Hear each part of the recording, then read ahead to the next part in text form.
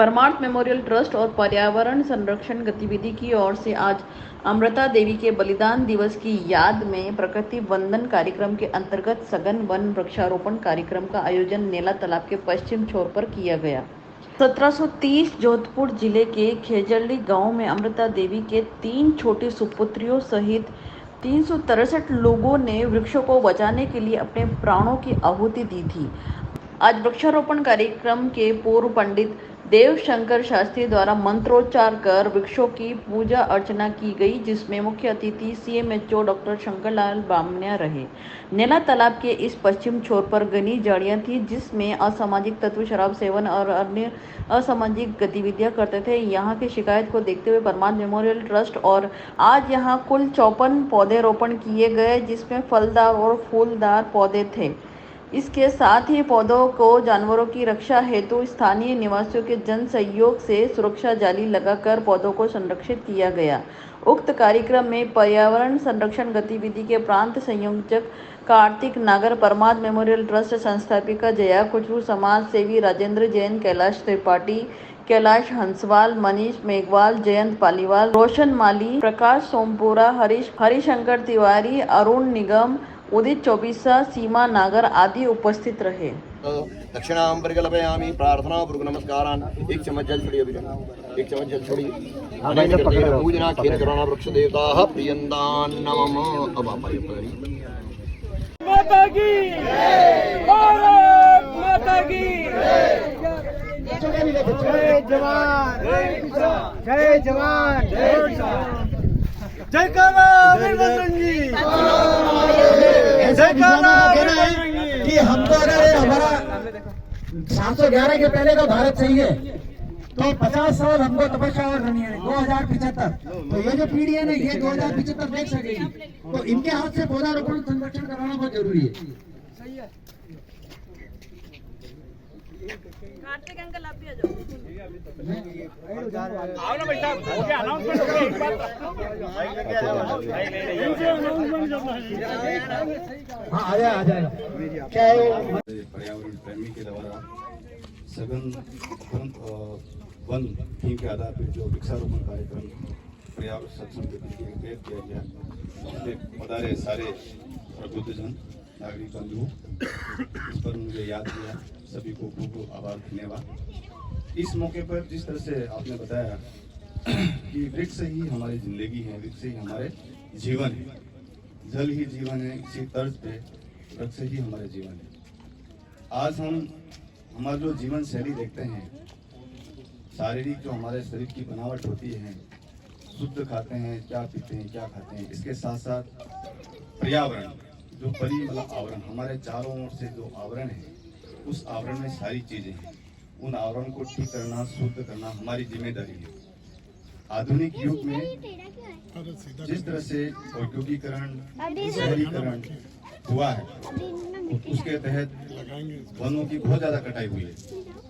आपने सभी ने देखा कुछ अभी हाल में जो कोविड इरा आया, कोविड एपिडेमिक आई, विश्व एक महामारी के रूप में, आप निश्चित तौर पर इस बात से अंदाजा लगा सकते हैं कि जो देश अपने आप को बहुत ज्यादा विकसित समझते हैं, डेवलप्ड हैं, समझते डेवलप ही हैं, उन देशों में उनकी जो मृत्यु दर है वो करीब 8 से 10% है।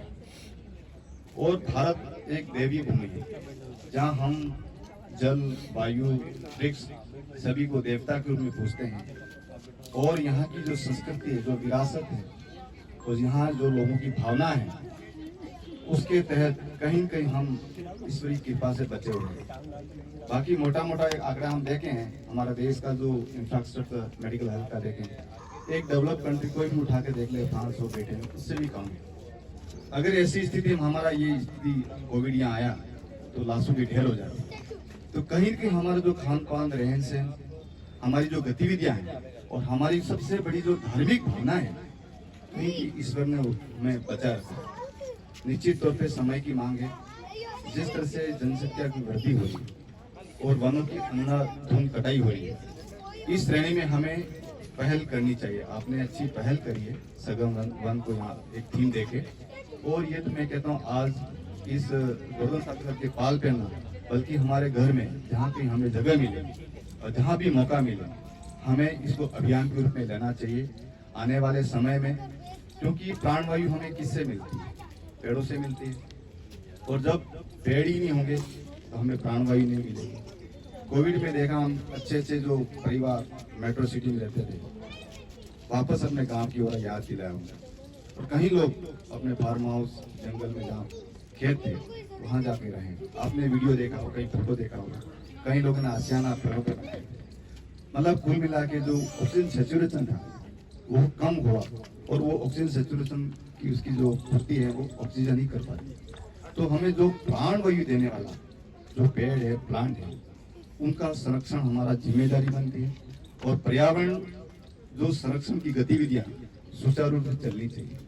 जिस तरह से अभी अंगदान जीवन दान महाअभियान 15 दिवस के हमारे जो मेडिकल हेल्थ के द्वारा चला, मोटे मोटे तौर पर उसमें यही है कि जिस तरह से आधुनिक शैली में जीवन शैली जैसे बदल रही हमारी, और उस जीवन शैली में असाध्य रोग की बहुत ज्यादा बढ़ते हुए क्रम में देख रहे हैं।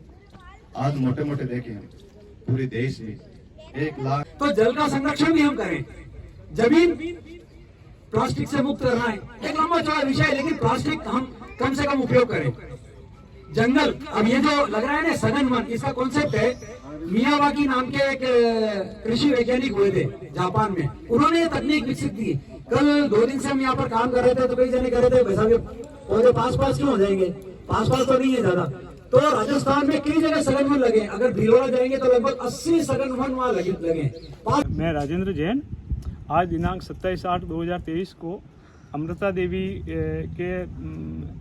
देवी और अन्य लोगों के 363 लोगों के बलिदान के उपलक्ष्य में नेला तालाब के पाल के पश्चिमी छोर पर पौधारोपण का सघन वन वृक्षारोपण पर्यावरण का कार्यक्रम रखा गया, जिसमें कॉलोनी वासी और नेला तालाब पे जो घूमने आने वाले सभी लोग शामिल हुए, और सब ने पौधे लगा करके पौधे को बड़े करने का संकल्प लिया।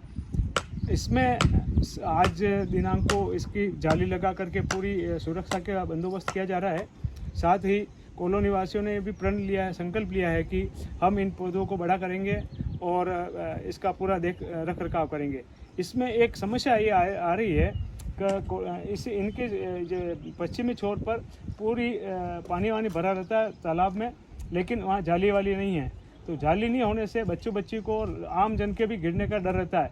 तो मैं ये मांग करूँगा कि यहाँ पे जहाँ पे जाली की आवश्यकता है वहाँ जाली लगा करके इसको सुरक्षित किया जाए, ताकि आम जन को राहत मिल सके।